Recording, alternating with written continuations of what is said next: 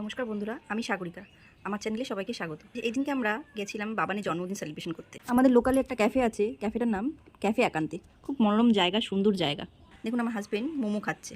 মোমো জানো না, যেন অমৃত খাচ্ছে। ওটার নাম ছিল আফগান মোমো, মনে যেন আফগানিস্তান থেকে আসা। আপনারা কে কে খেয়েছেন প্লিজ বলবেন। আমার ছেলে তো খুব ভালো বলছে খেয়ে, ঝাল ছিল না, ওই জন্য খুব সুন্দর লেগেছে। অংশুর মানে বাবানেরও খুব ভালো লেগেছে। এবার দেখবেন কাকা ভাইপো কীভাবে খায়।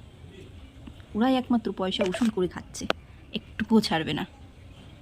বাবার মোমোটা খুব এনজয় করে খেয়েছে, তা ওর মনে হচ্ছিল খুব সুন্দর হয়েছে কাকি মোমোটা, তো খাচ্ছে।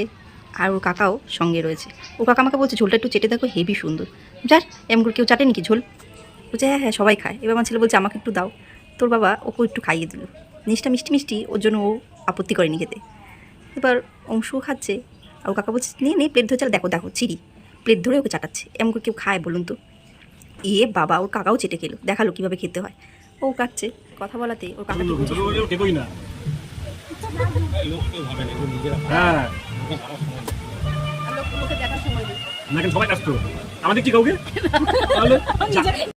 দেওরে ছিড়িবৃত্তি দেখে বৌদির কি হাসি বাবা, আর পারি না।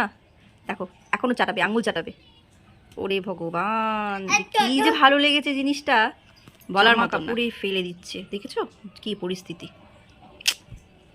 কাকা ভাইপো যেখানে খাবার শেষ নেই সেখানে, কথাতেই আছে এদের খাবার শেষ হবেও না, এদের চাটাচাটি শেষও হবে না, খেয়েই যাবে। কাকাও পারে, দুজনে এক জায়গা থাকলেই হয়েছে।